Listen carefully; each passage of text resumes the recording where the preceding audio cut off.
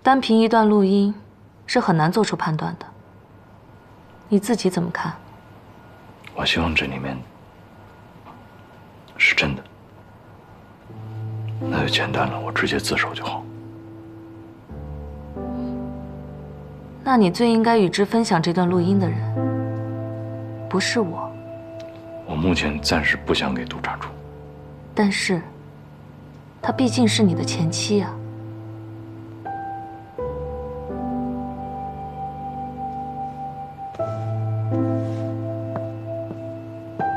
哦，对了，原则上，这应该属于我向委托机构呈报的情况。你这个办法倒是可以让事情变得更加简单。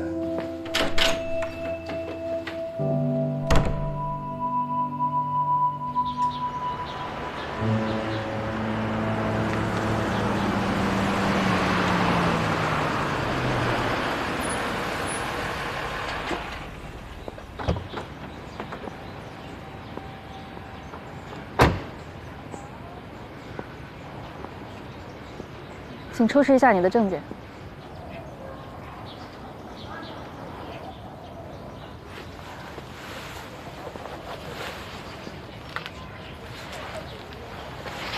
协助核查现场情况的时候，不要触摸任何东西，并且只能在指定的区域行走。登个记。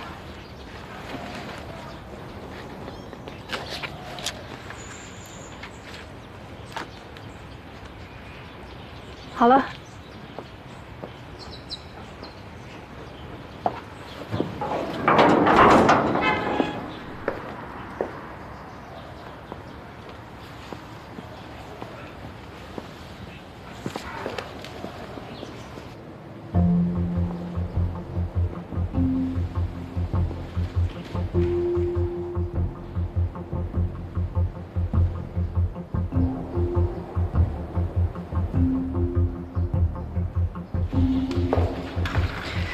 时间紧迫，我先说要紧的。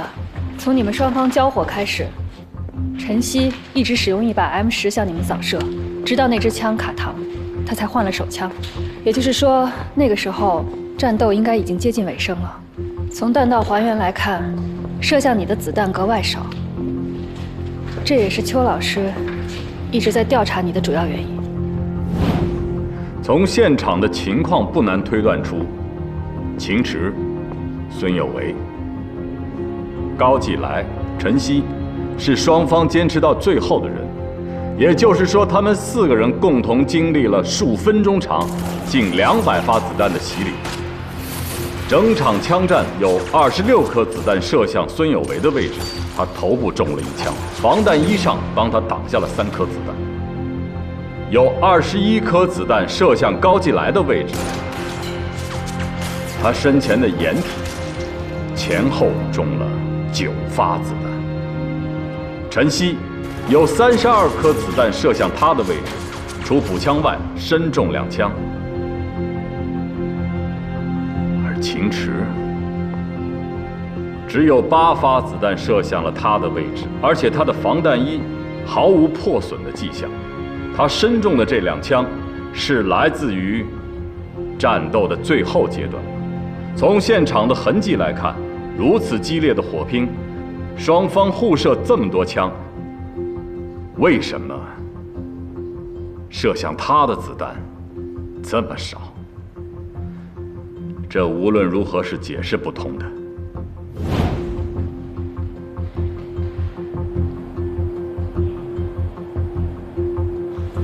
你现在能想起什么来吗？咱俩是因为谁有外遇才分开的吗？什么？我说，我们俩当初分开，是因为婚外情吗？没有，反正我没有。你问这个什么意思？那是我外面有女人吗？应该也没有，至少我没发现过。你那时候经常忙得连睡觉的时间都没有。离婚是谁先提的？也没有谁先提，就是大家都觉得走不下去了吧？是因为当时我太忙了，没有办法陪你吗？你现在说这些还有什么意思呢？我想知道当时我到底是一个什么样的人。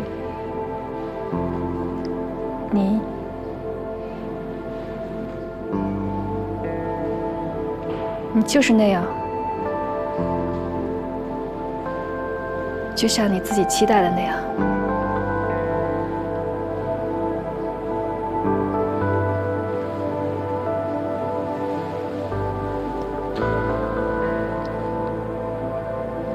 你漂亮，你事业发展空间又比我大，性格脾气哪儿都好。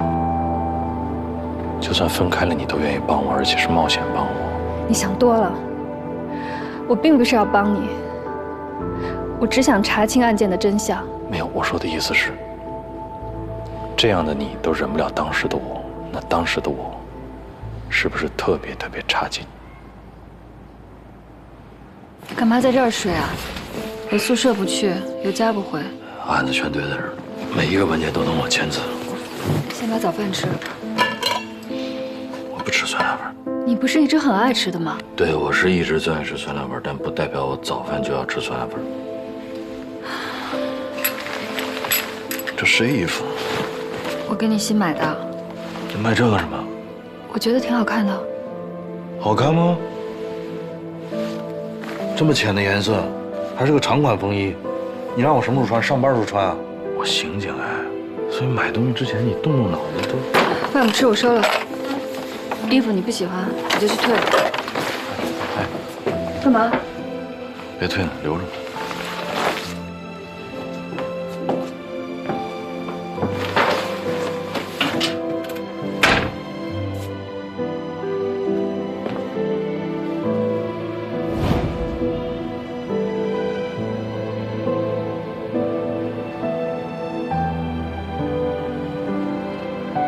当初觉得水火不容的，现在回想起来，其实也不是什么大不了的事儿。可那个时候，就是觉得迈不过去了。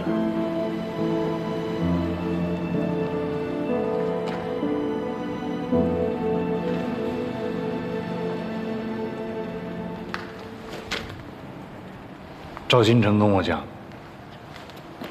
他们海港过来的时候，还听见了2声枪响，而这2声枪响完全不是来自警枪，也就是说，如果我们没有使用对方的枪的话，最后这2枪一定不是警察开的，是吗？啊，你不知道，谁都不知道。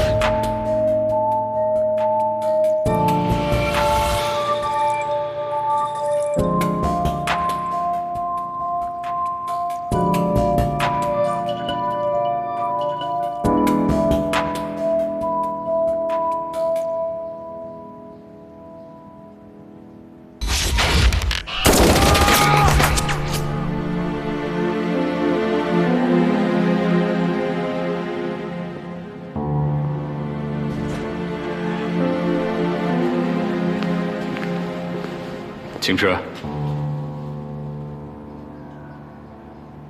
重返故地，感触颇多吧？如果是我就对了吗？如果你的猜测是真的，一切就都说得通了，是吗？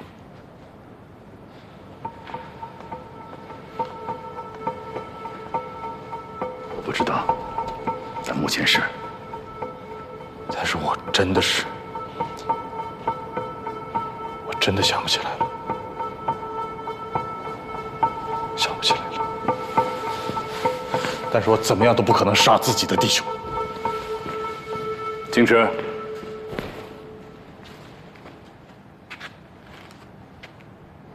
这世上一定有公道二字，你信吗？我信，但是我也希望公道能相信我。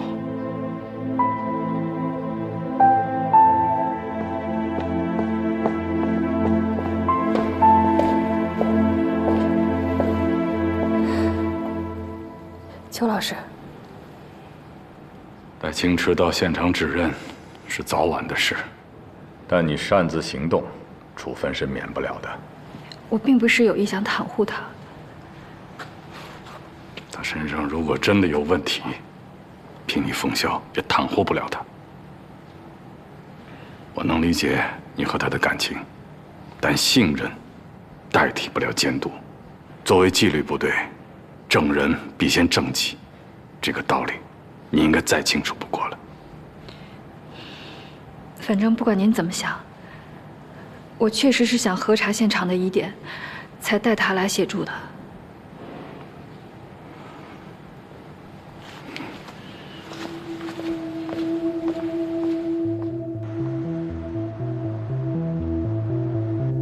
见过照片里这个人吗？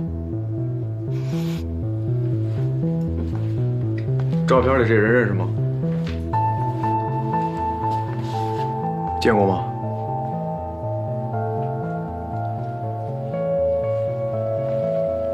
赵哥，这几个毒贩谁是卖海洛因的呀？简单啊，4号起立。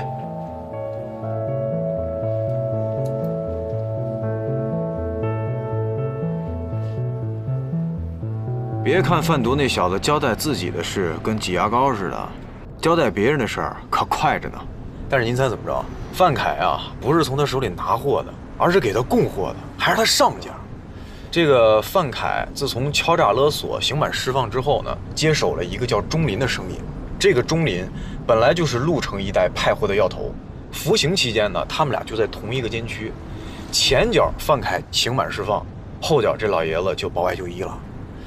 不过他是有尿毒症的啊，从程序上呢也算是合规。我现在已经派人去查他现在的住处和工作了，看看还有没有其他有效信息。那天晚上你在哪？啊，什么7月14号那天晚上，你去哪儿了？那天队里面不是让我去9号院拿东西了吗？当天晚上看见我，你觉得我有什么异样？没有啊，没什么异常啊。您怎么了，秦队？之前不是您到底想问什么呀？我问的是以前我是个什么样的人。这问题让我怎么回答呀？我有过徇私舞弊的事儿吗？您这问题问的，我们做刑警的也没有这种机会吧？我们是权力机构，如果想的话还是有的。我这么跟您说吧，反正据我所知是没有。但是说句不好听的，就算真有，一不露脸，二担风险的，您肯定也偷着摸着的，不可能让我知道，对吧？也就是说，如果换作是你的话，你也不会让人知道的。嗨，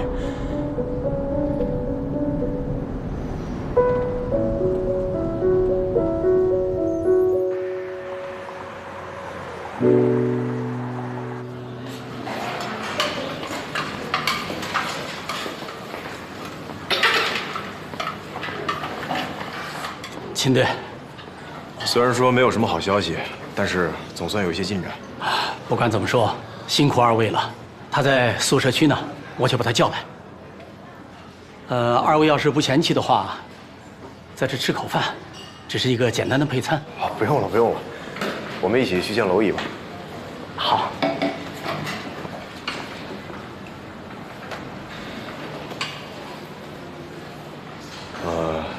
咱们俩先去吧。秦队他腿脚不太方便，让他在这儿歇会儿。好。2荤2素，您吃哪样？一样帮我来一点吧。好。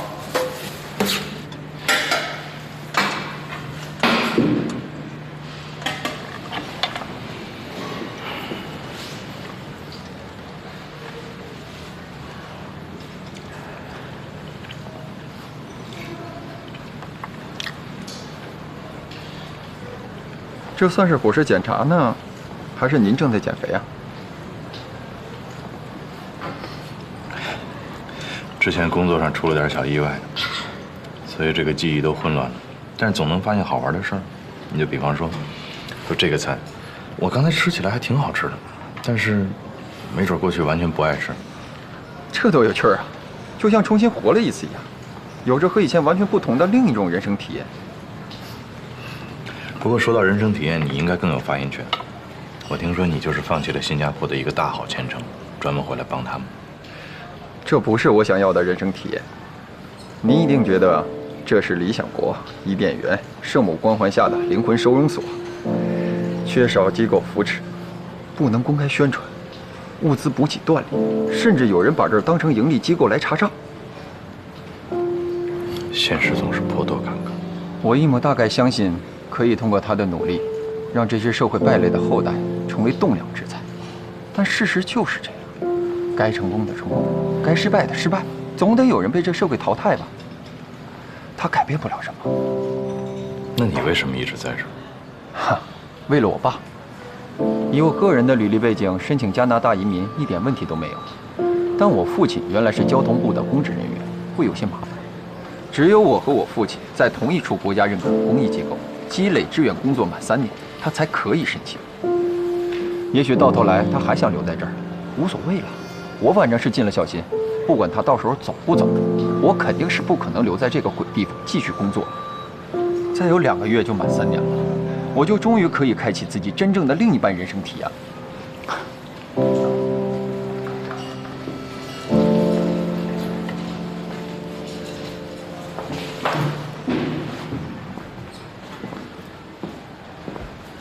娄毅，谢谢你们调查到这个程度，小陆已经把情况跟我说了。我们现在已经知道钟林的居住工作地点了，也联系上了负责监管他的派出所民警。到时候呢，他会陪着娄毅一块儿去找钟林的。不用，我们俩陪您去吧。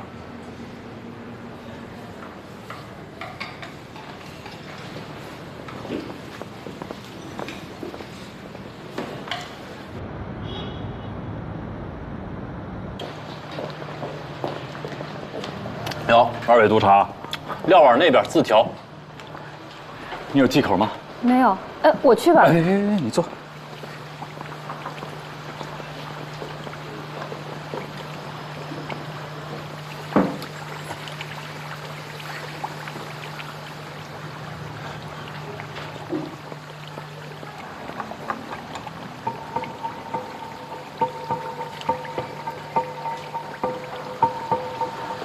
谢谢。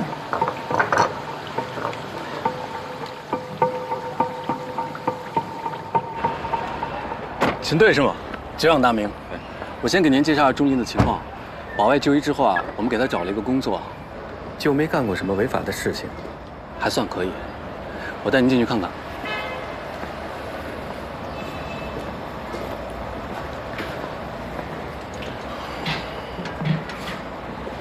钟林，过来一下。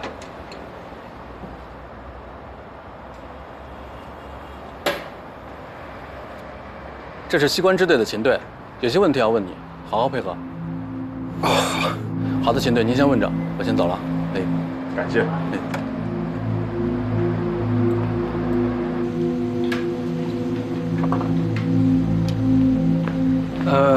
您这打完折总共365。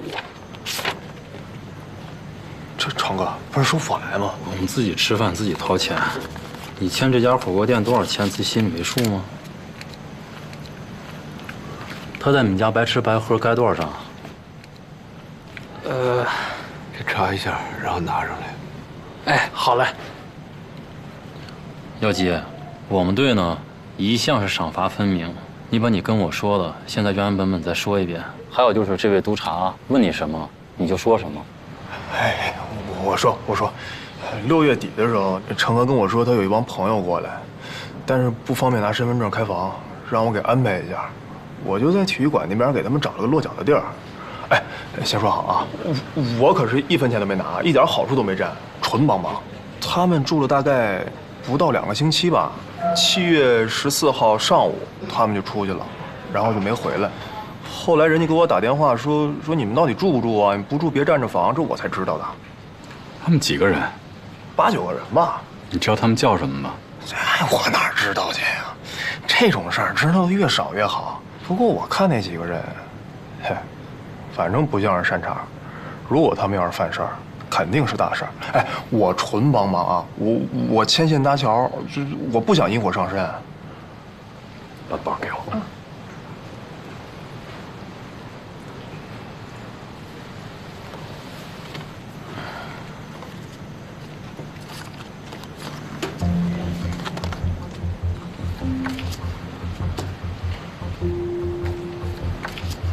瞅瞅，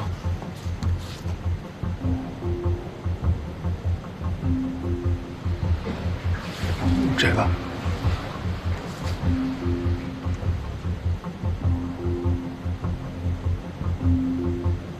这个，你确定？啊，确定。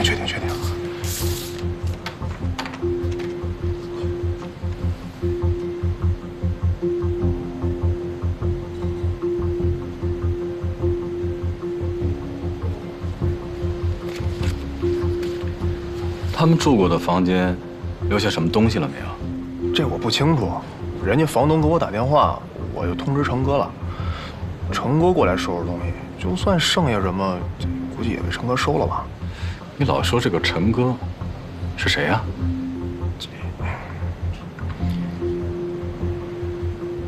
瞅我干啥？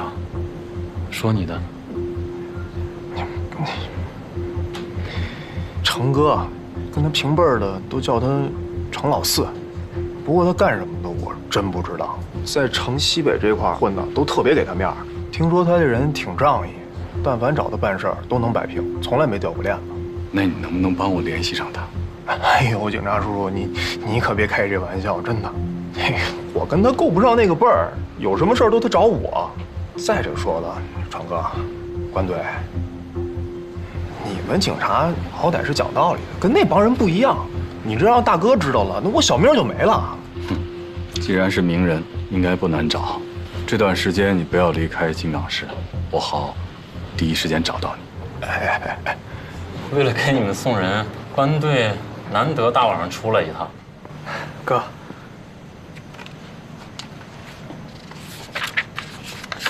哎呦，这不少呢，得7000多吧？多少钱啊？我没带那么多钱。我有，我打电话让哥们给我送过来。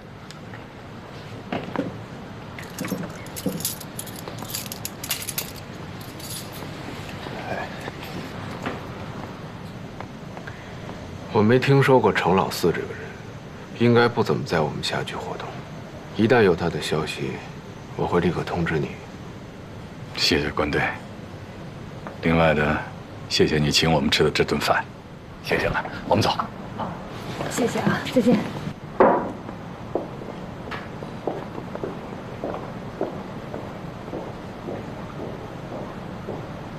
范凯最近在四处走货，这事儿您知道吗？如果要有我的份儿，还能干这个？多长时间没见着他了？有1年多了吧。哦。过去啊，我混的时候，自认为自己意识超前，什么规矩啊、道义啊，通通都是扯的。只要有钱有货，我就是大哥。后来这没钱了，没货了，还落下一身病。这别说谁伸把手了，就是连探视我这个大哥的人都没有。啊，你喝水。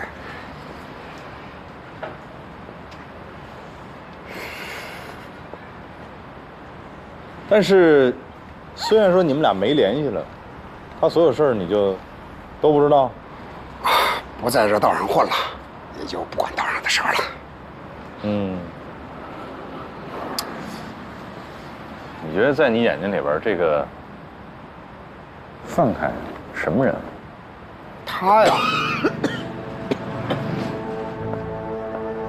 啊，烫了，太烫了。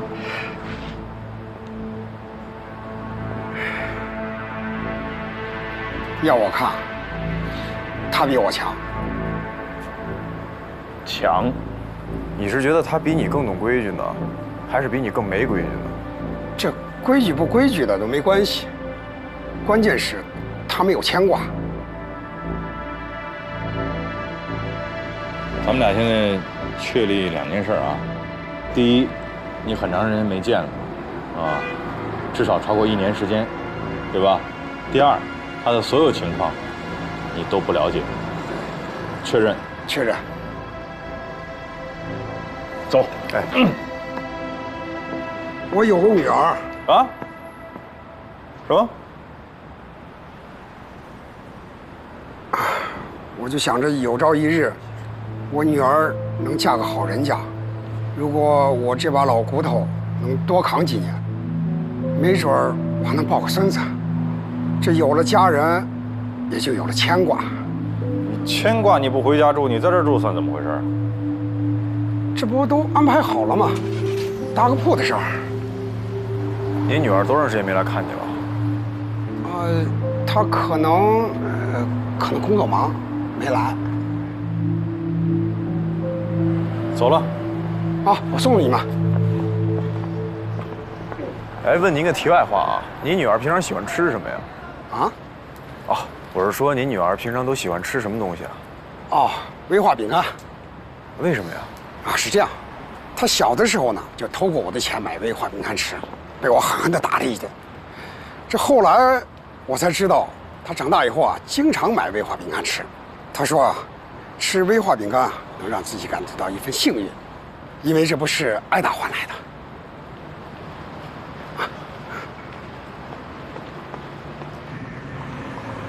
我们查到这儿，案子缉毒那边就立了。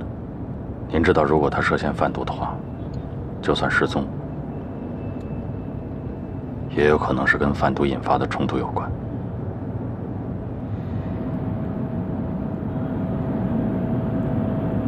我们现在去哪儿？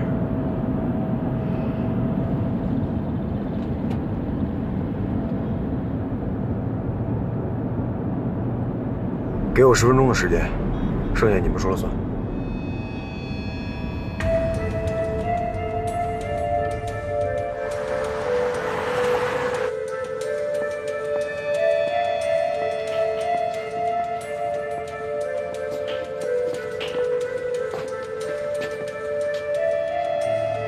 威化饼干，这事儿咱们还得接着查。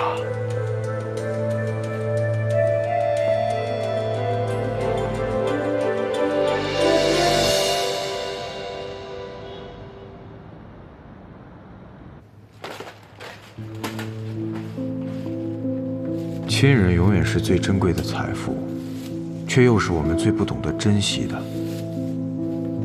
之所以不在乎，是因为我们都相信，时间、机遇、财富，所有这一切都稍纵即逝，而亲人不会。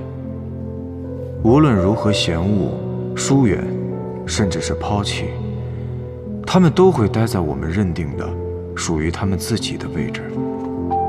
等我们一无所有了，再想回头找他们，有时候还算幸运，其他的大概就只剩下感受他们那种失望的机会了。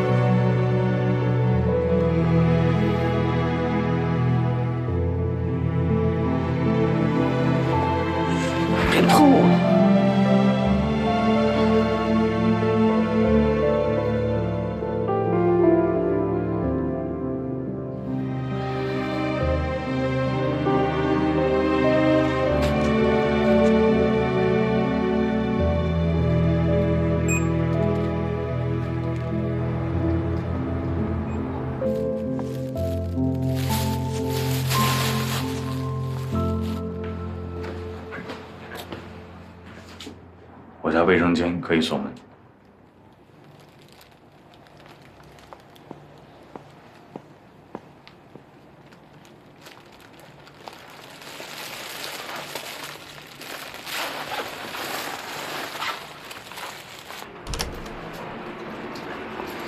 你怕狗吗？把门关上。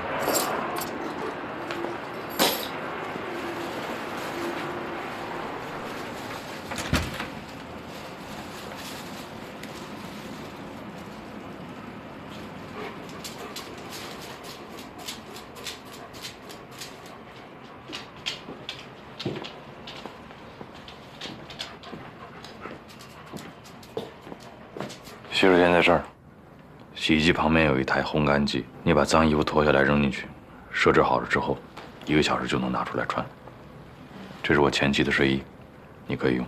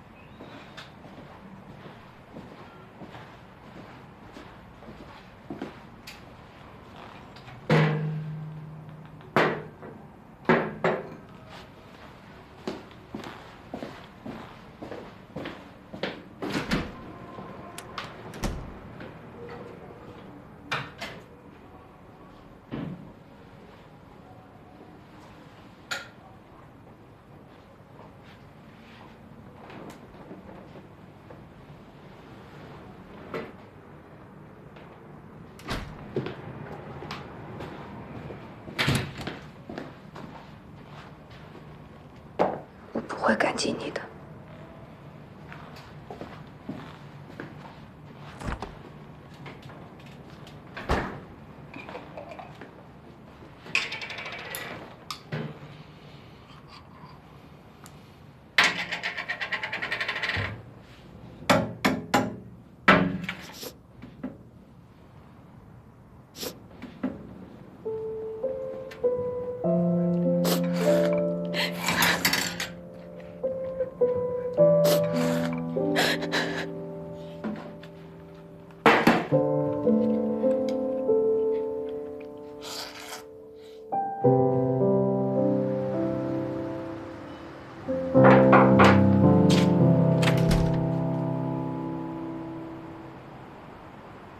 我一直打你电话，你都没接。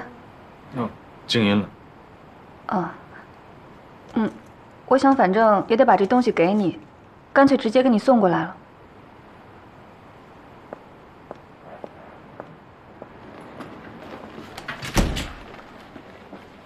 这个早上我一到办公室就看到了，说是昨天晚上送来的，上面写着让我转交给你。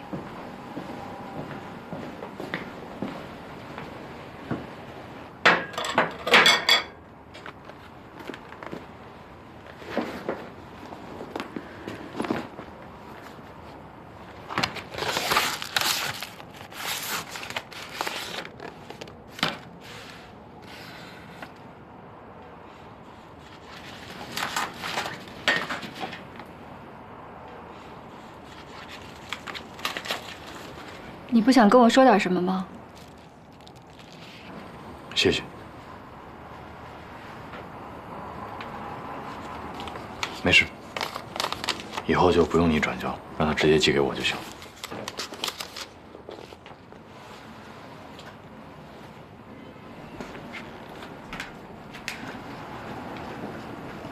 那个，这个放哪儿？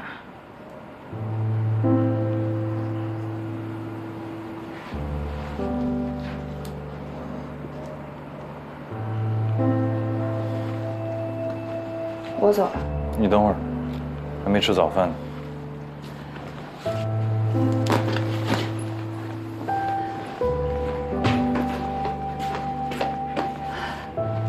我觉得你说的很对，以后什么东西都别让我转交。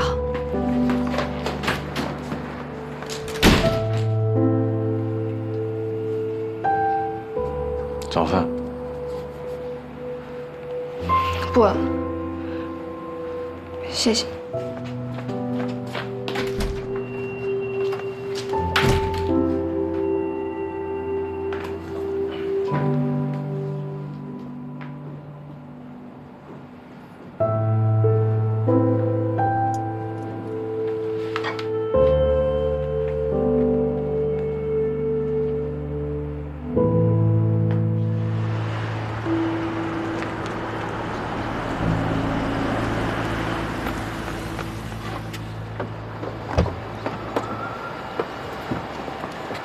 秦队，钟林的女儿叫钟尔飞，21岁，她的职业呢是迪信通信卖手机的。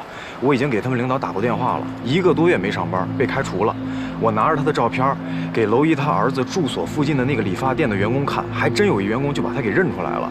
他的手机啊现在处于停机状态，根本没人能联系上他。我就用了3角定位，定位最后的位置还就是在娄一他儿子住所的那个附近。还有他那个支付宝最后一次送货地址是在堰河附近，时间呢是不到1周之前，但是堰河属于海港辖区。现在你看东西都在这儿了，咱是把这信息转给缉毒大队呢，还是把这案子直接交给海港管呀？你开车。哦，好。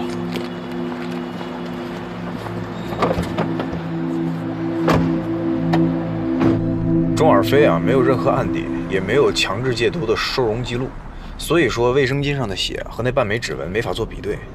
我觉得，如果范凯跟钟尔飞一直厮混在一块儿的话，钟林他能完全不知道吗？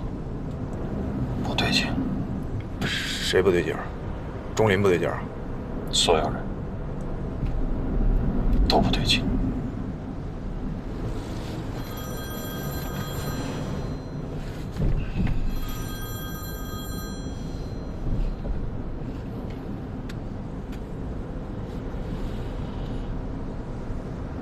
到了吧？对不起，我现在不方便。再挂我电话试试。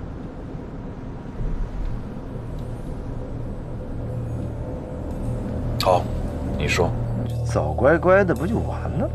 哪儿那么多废话？有话快说。你们警察呀，就是嘴硬，死都嘴硬。我不是跟你说了吗？仓库里有我要的东西，你给我拿过来。什么东西？高继来那把枪。我对这个名字没印象。又跟我装傻是不是？我确实不记得。看来你脑袋上挨那枪真把你打傻。高继来就是陈曦的2当家。那天也死仓库里了。明白了。只要是他用的枪，别管1把2把，都给我拿过来。听明白没有？我需要去了解一下情况。别磨蹭啊！如果情况都不了解的话，先不说能不能办成，就是能办也办不成。我就给你3天时间。好，回头再联系。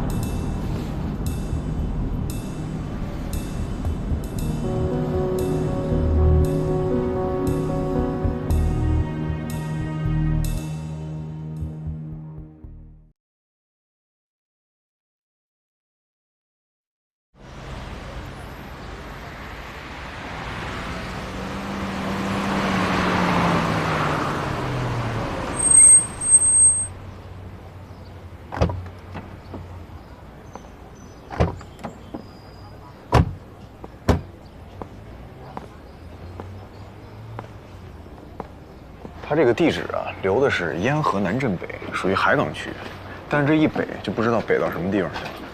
要不然咱们找海港的兄弟们帮帮忙吧。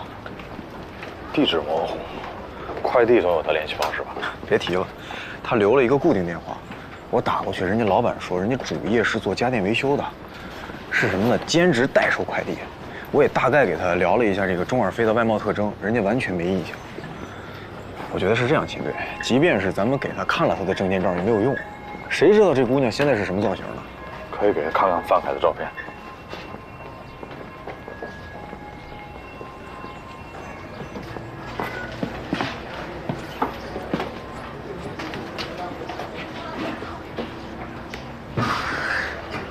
老板，好，警察办案，配合一下工作啊。哦，好的好的。这个女孩经常来你们这儿取快递，有印象吗？哎呦，你看我这取快递的人太多了，这个还真没什么印象。你确定啊？哎，确实。这个男的呢？你看我这个，真不好意思啊，我这边天天的光修电器去了，确实没什么印象，没见过。不好意思啊。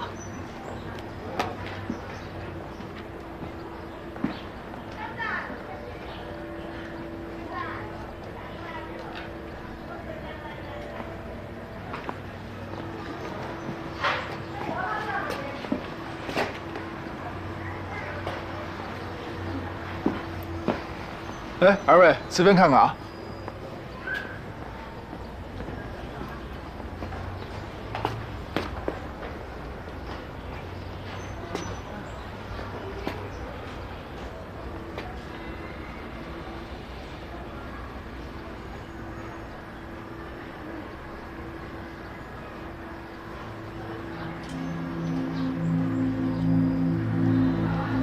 老板，哎，来了。这个两种威化中间摆的应该是什么呀？哦，这儿啊，原来摆的也是威化饼干，前段时间让人家给包圆了。哎，是个女孩吗？20岁上下。好像是个女孩。你认识她吗？不认识，她好像不是我们镇的。你看看是她吗？这眉眼倒是有点像，可是她是满头小辫儿，这个，如果不是这个镇上的人的话，一般在哪儿租房子？哦，北边长府营那个池塘边上啊，盖了好多宅基地的自建房，租金便宜，所以外乡的都在那边租房住。谢谢，谢谢啊。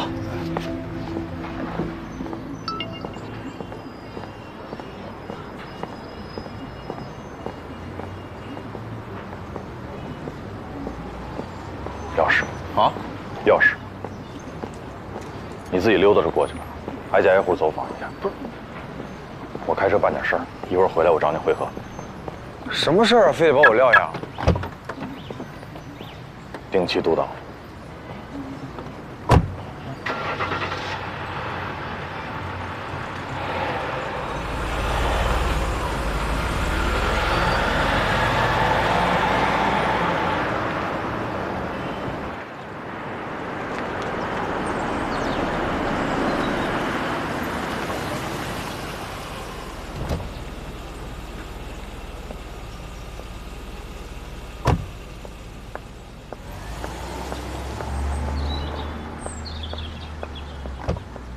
我就给你2-3天时间。好，回头再联系。看来轻度的社交障碍对你不是问题，新的社交行为模式已经开始形成了。你的意思是说我在电话里这个对答策略有点模棱两可？你学会撒谎了。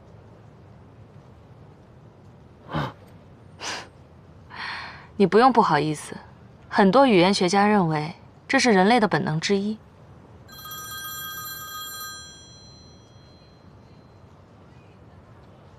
喂，秦队，我找着他们俩住的那出租屋了。我马上到，发个定位给我。又在查案？我们一个定点医院老主任的毒贩儿子不见了，跟他在一起的还有一个姑娘。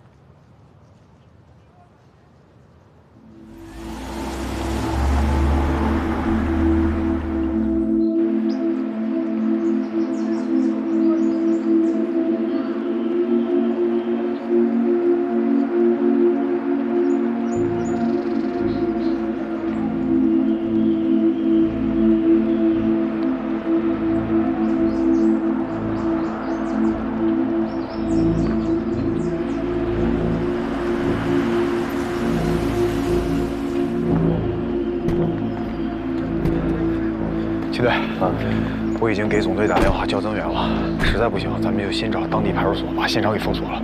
你找着尸体了吗？我说不上来。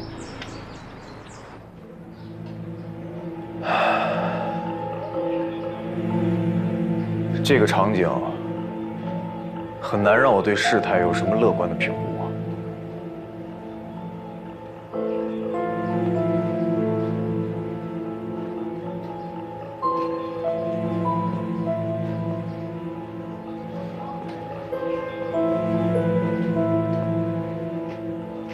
虽然我对非主流的装扮并不感冒，但是我宁愿相信这一屋子的血都是范凯的。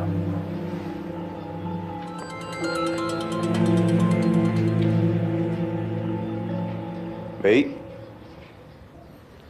哎，好，秦队，缉毒那边问要不要他们接手啊？命案有限，我们接。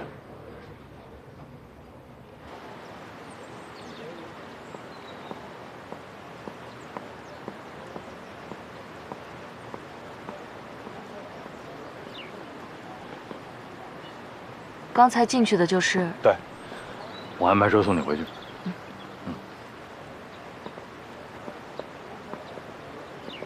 在里边有什么发现吗？没有嫌疑人，没看着受害者，就是墙上有一堆喷溅的血迹。这个地方，抛尸不是什么困难的事。是，如果有人死了的话，应该就在这附近。就是不知道死的人会是谁呢？如果死的是他的儿子，也没什么不好吧？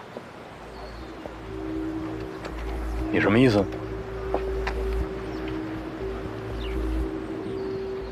没什么，这儿有的你忙了，我就不打扰你了。啊。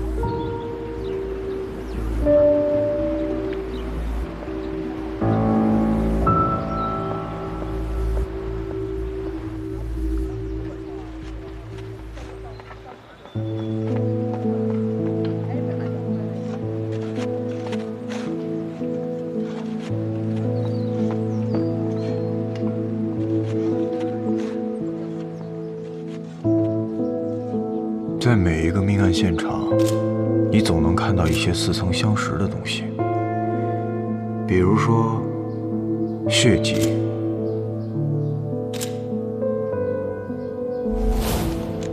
物证、某些正常世界之外的奇怪物件，以及一群疲于奔命、试图寻找真相的人。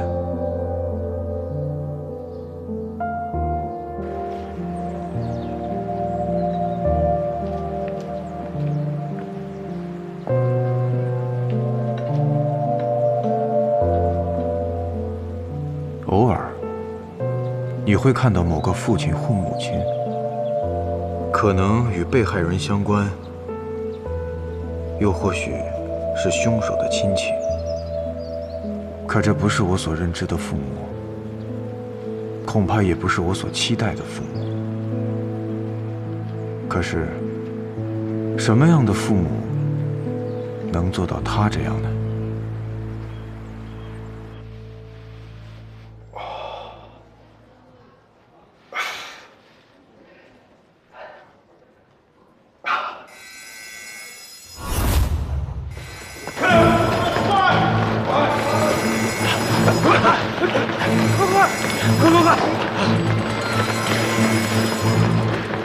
喂，爸。林家，在哪儿呢？我取东西刚回来啊，怎么了？你没跟孙队他们在一块儿吗？不是，他们出外勤行动了，没带我。我知道了。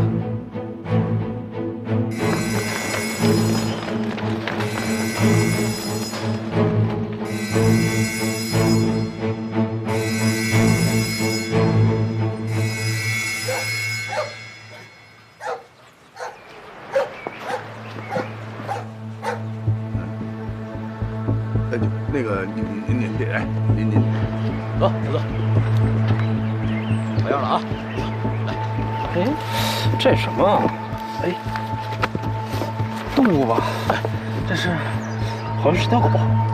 哎呀，虎子，少我的土嘞，不是少你的土嘞。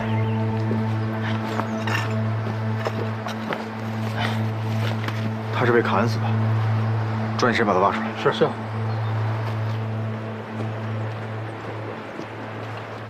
您那儿找。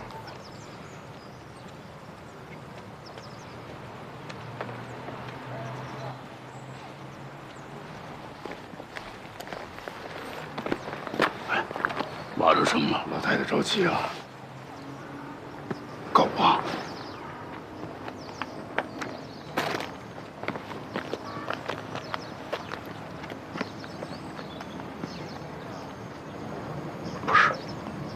不是你儿子，一条死狗。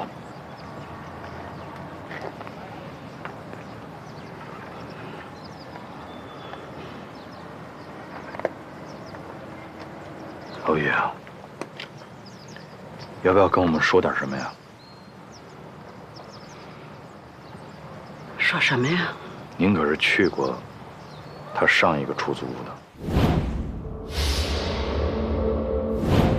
您知道范凯贩毒，您也知道有那么几个吸毒成瘾的姑娘一直跟他在一起。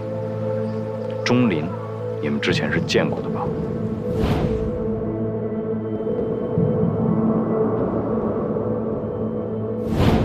甚至有可能是钟林找不到自己孩子了，找的您。您按着线索一路查到这儿了，要不然您怎么知道我们今天来这儿查案的？但是您查不下去了，想用队里的资源，对吧？没问题。但是您是不是应该跟我们把实话都说出来？道义，我想请您把您掌握的所有的情况跟我们讲，一五一十的跟我们讲。咱可是老同志了啊，我不用多跟您说，您应该明白。现在这个节骨眼上，可不是说简简单单就把您这个混蛋儿子找出来那么简单的事儿了，人命关天。哎，挖中了，挖出的不是狗吗？我挖出来的是狗，但那墙上挂的是能铐人的手铐子，满墙都是血。我现在不知道这两个姑娘是死是活。两个姑娘。对，钟尔飞和你儿子的前女友王小旭都失踪了，而且经技术队初步勘测，房间里至少发现了3组指纹，其中有1组是您儿子的，另外2组到现在都还没查清楚。所以，娄毅，我们肯定要找到你儿子，但是对不起，我们为的不是他。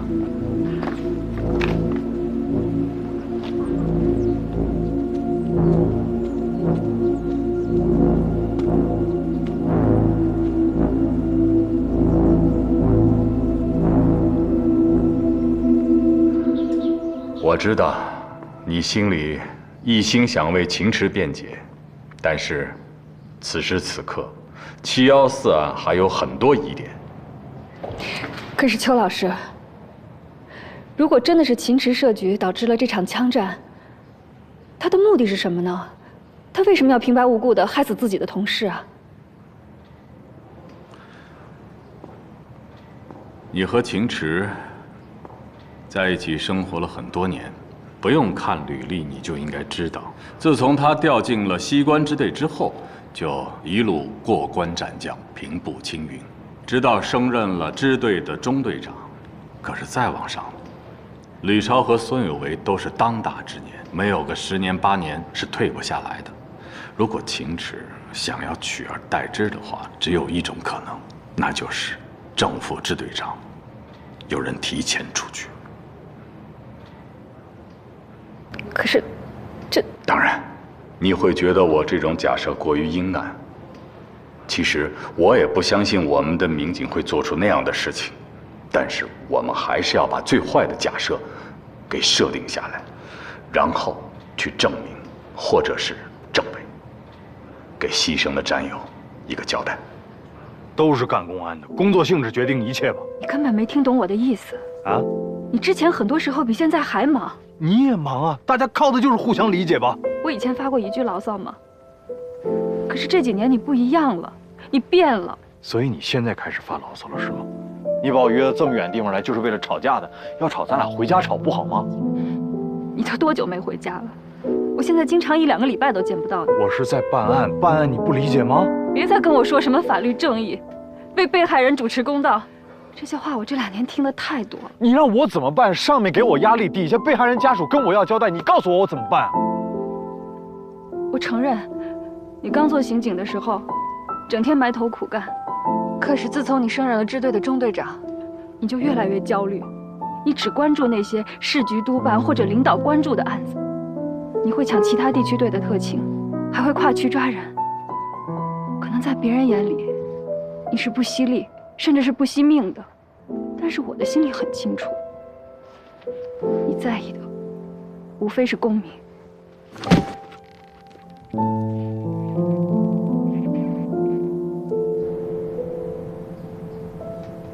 你也知道，有专业医师的诊断，那么他现在的状况应该是真实的。所以我们要调换我们的思路和方向，找到突破口才是。比如说那个程老四，小凤，你应该清楚，督察方面外勤资源实在是有限。是我们现在知道了这个人叫什么，也许是绰号。但是，就凭我们现在的能力，很难找出来。那我们可以请求其他各支队的外勤探组，给我们提供协助。长风支队倒是答应了配合调查，但是我觉得在这件事情上，人多不见得能出活。我倒是有个想法，小凤，你和秦池需要保持联系。我呢？对你是完全透明的，有些信息你跟他也可以是透明的。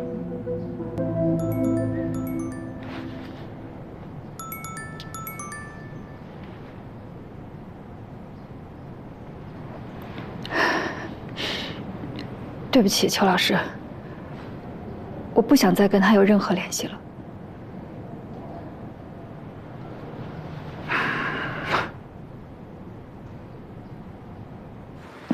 秦队，钟尔飞和那个女孩都没有案底，所以2组指纹没法做比对。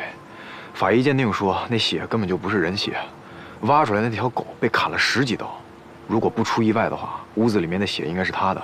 周围的走访没有任何结果，因为这儿地界太偏远了，人口流动性又很大，很难找到什么目击线索。您看，咱们现在杀条流浪狗不能算犯法，何况在这种地方。是啊。但这小子砍了那狗10几刀，还把它给埋了，这做事很矛盾啊！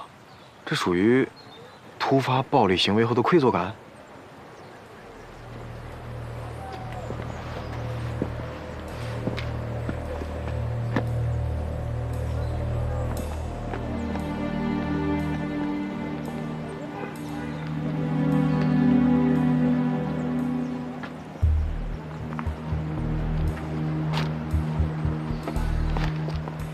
每到一个范凯的住处都得翻垃圾，这案子办的挺有味道呀。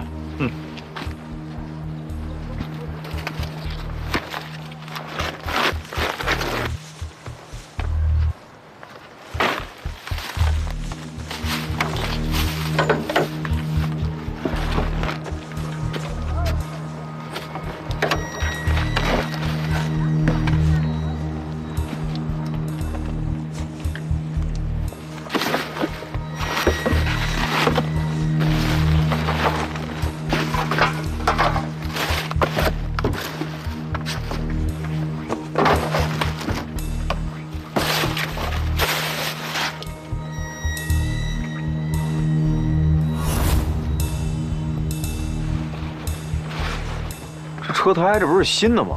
谁这么浪费？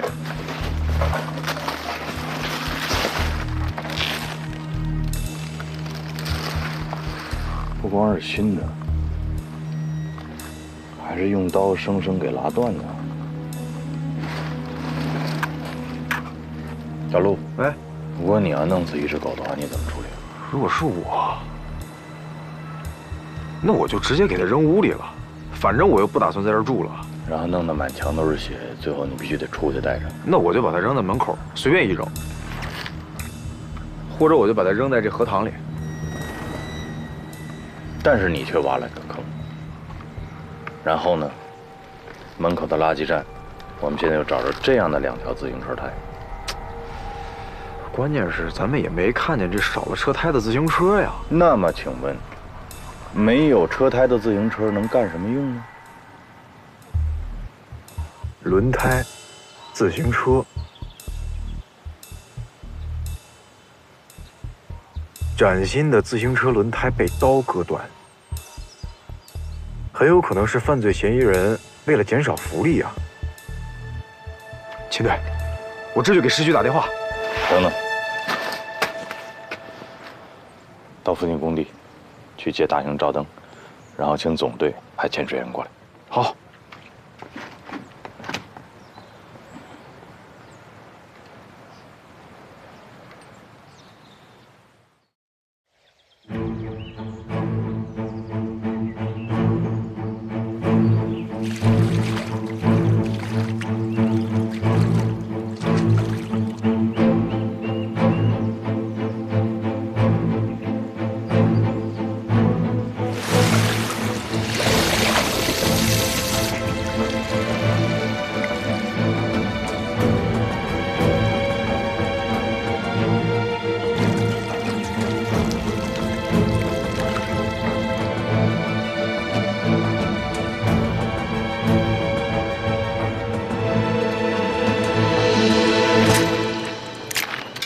部队，现在尸体确认了，是一具女尸。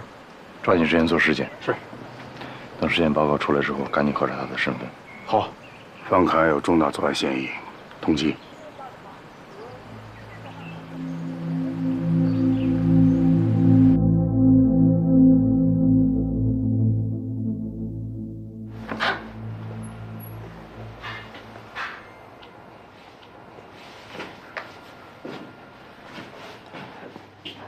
那个，我不是，我有东西落你那儿了。刀。我昨天办事，一晚上没回来，正好你进来一趟，我想请你帮个忙。帮忙？万一他咬我怎么办？他只咬坏孩子。我们聪明得很，他知道我们是一起的。我们不会咬他的，对不对？他还是习惯在楼下上厕所，所以麻烦你，一会儿有空的时候带他出去溜一圈，绳子抓紧，再带个塑料袋吧，拿点纸巾，随时帮他清理一下。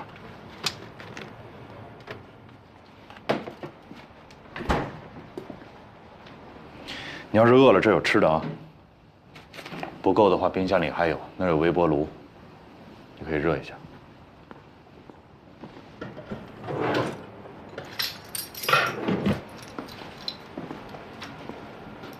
给你套家门钥匙。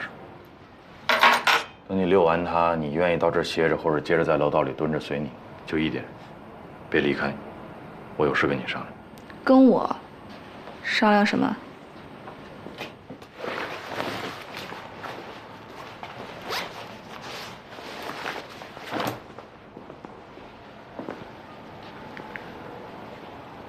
辛苦你把这个听一下。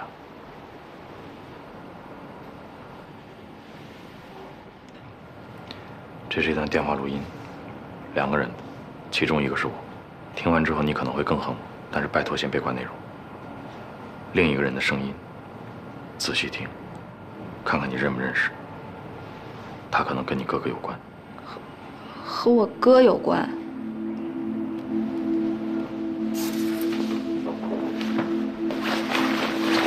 7月14号的晚上，我们在龙华路仓库跟你哥哥那些人碰上了，可能是被人设计的，而且这个人也许就是我，但是具体怎么设计的我完全想不起来了。他是关键，他应该能知道线索。把这堆衣服帮我放洗衣机里。昨晚你一直没回来，我还以为你去安抚你前妻了呢。为什么要安抚他？ 我昨天没时间，现在去找他。啊！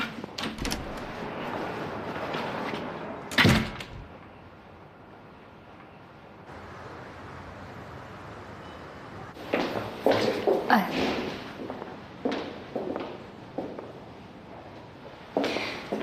我跟你现在已经没有任何关系了，而且我是督察处的，我得避嫌。以后你不要再来找我了。她是晨曦的妹妹。谁？你见过的女孩啊，晨曦的妹妹。这一段时间以来，她一直在找我，要给她哥哥报仇，而且差点得手。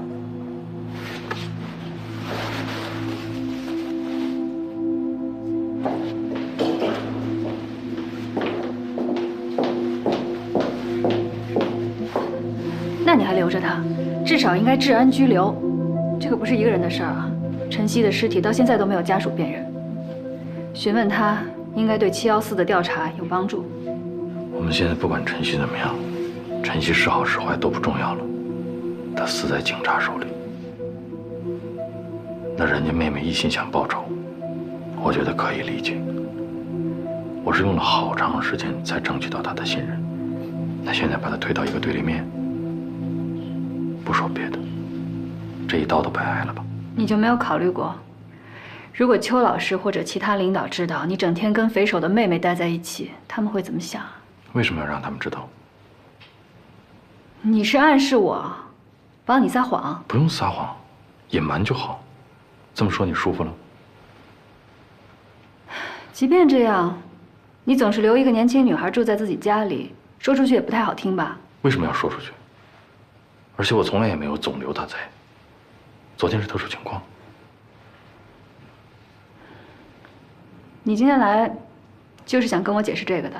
当然不是，我是要求你帮一个别的事情的忙。我能操作的范围非常有限。再说我为什么要帮你呢？明白。你现在真的很奇怪，你知道吗？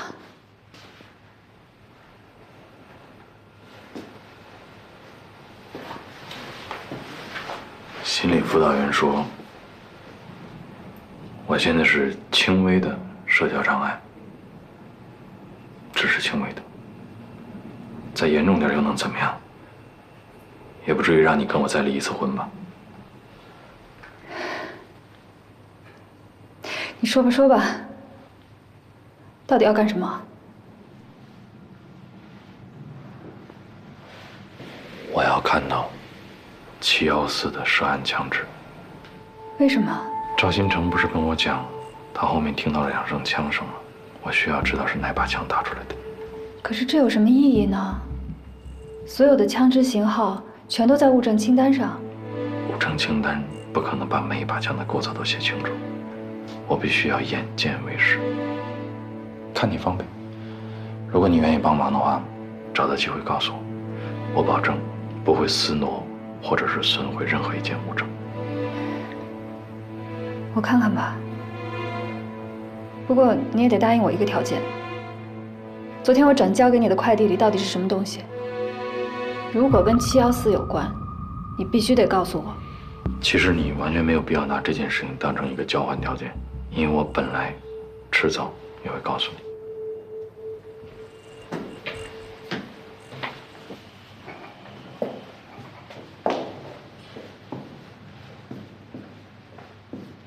我要走了，队里有个命案要办，拜托你了，找到机会告诉我。你等一下，再让我看一眼。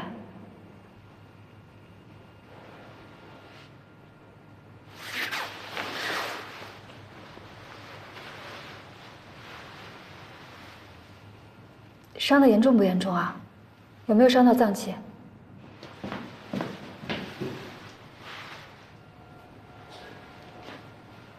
其实还有。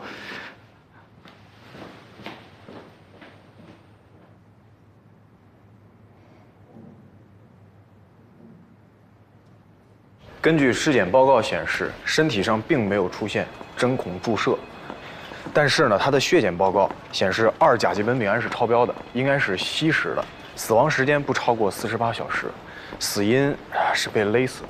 他这个手腕上的血迹和勒痕呢，跟手铐上的血迹是相吻合的。河道里发现了他的书包，里面有身份证和学生证。他叫张静文，21岁，福建人。啊？哦，我想起来了，是有这么个小姐姐，跟你描述的很像，福建口音，确实好久没来过了。不是他们俩，不是，我们都核实过了，不会错的。他是一个卫校的学生，现在呢正在实习阶段，实习医生已经2周没见他了，以为他回学校了，学校以为他还在实习。还有什么其他线索？2点之前，他的公交卡在一家便利店被刷过。我们现在已经通知房领区支队去调监控了，说那个便利店的监控坏了，看不了。我已经安排他们去排查了。地址有了吗？有了。回头我们也去一下。好。秦队，还有一个，我不知道对咱们这个案子有没有帮助啊？就是性侵。对，可是法医那边说，也算，也不算。就，你到底想说什么呀？那个尸体上吧，发现了那只被砍死的黄狗的狗毛。尸体上发现的？长哪儿了？我不知道啊，法医跟我说的，说是做性侵检测的时候查出来的。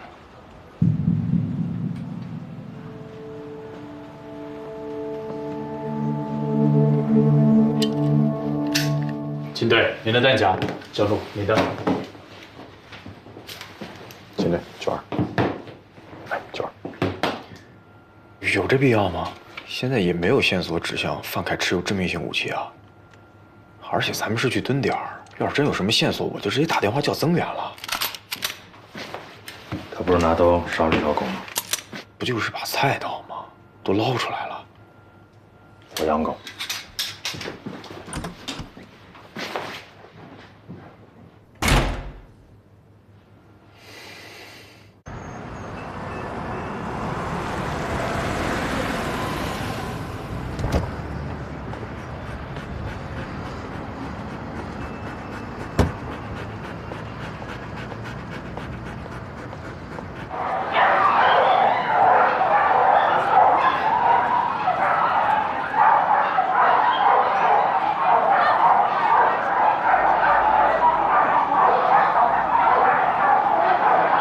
哟，美女，卖狗吗？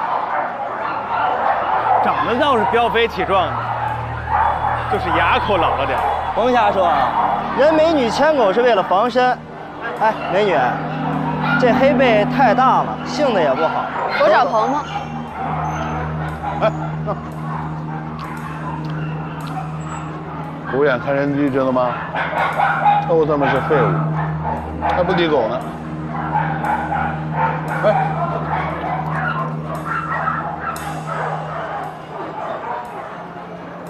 看没看见？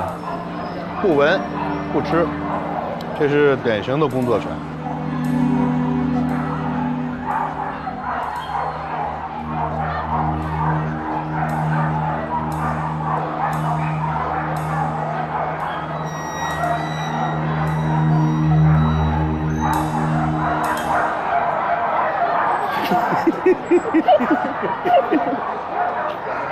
臭丫头，你跑哪儿去了？你管得着吗？快想死我了！走，跟哥上楼上吃羊肉串去。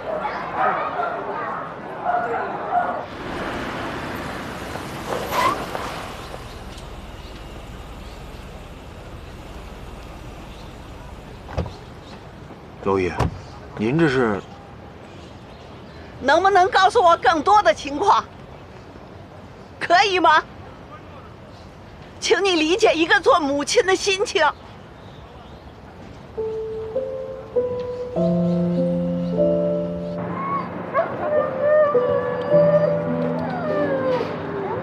你怎么和官人混在一起？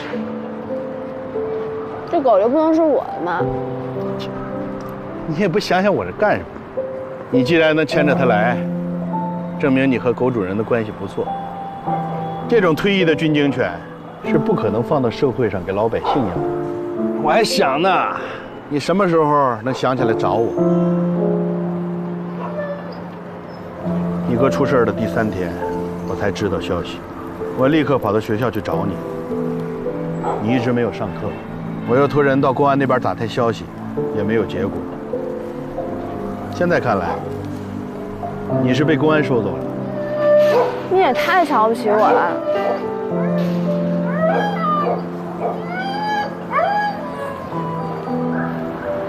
我要替我哥报仇。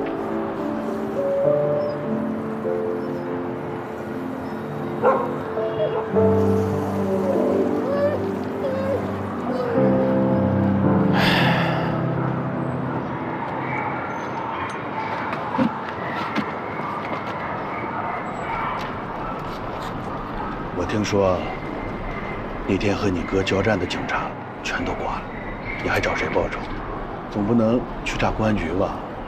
那些警察里还有一个活着，还是什么队长呢？是他杀了你哥？嗯，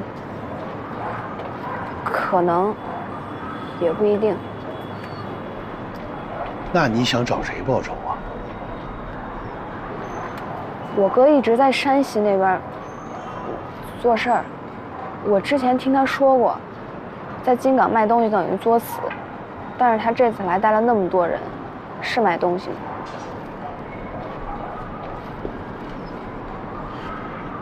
这次你哥来，我们俩就在路边匆匆见了一面。他说最近生意不好做，要回金港聊笔账。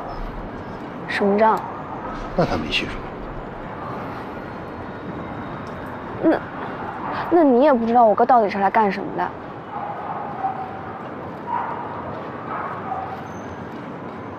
我是不知道啊，可是程老四肯定知道。程老四，你哥那天见我的时候，我跟他说，给他和弟兄们安排住的地方。他说程老四已经安排好了。程老四是谁？一个本地的老流氓，看着人模狗样，一肚子男盗女娼。你哥出事以后，他也不见了，我正四处找他呢。你找他干嘛？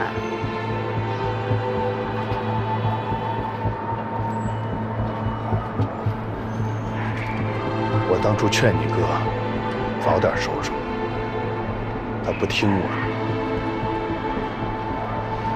就算人各有志吧，但要说谁牵线害了他，我不说让这孙子抵偿对命，也得把你后半辈子的生活费要出来。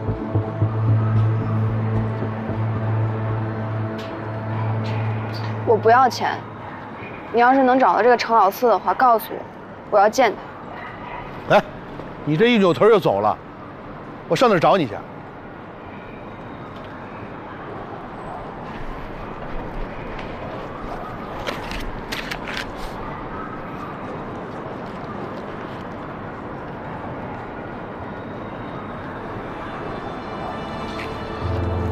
以后缺钱了，来找我啊！这么土豪的话，我自己说着都不自信。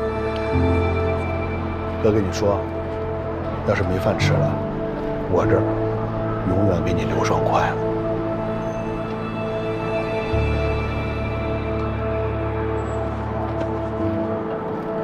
哎，行，小妹，在外边小心着点啊！去。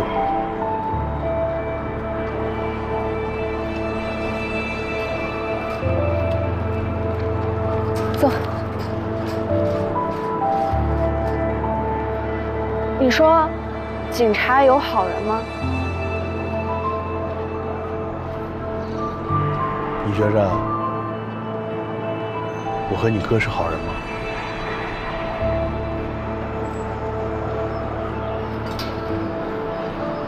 有人做贼，有人当兵，生死有命，富贵在天呐。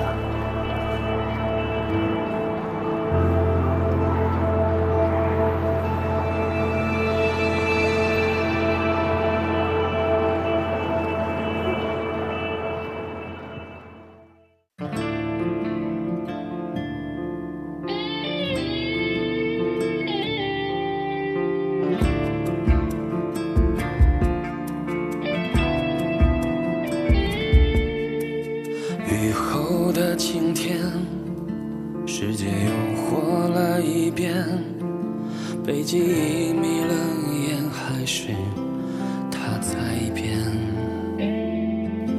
梦着熟悉的脸，来自陌生的从前，有个崭新的我，对过去说抱歉。那难过的事在心里又撕一遍，请学会提前悼念，将逝去的每个瞬间在时间转一圈，能纠正多少誓言？这个我是谁？是否只比昨天老一点？心里头死去的少年，今天又重生在起点。面对时过境迁，总一遍一望眼。当时间推着我向前，依然不知疲倦。飓风和那些碎片，又拼出了蓝天。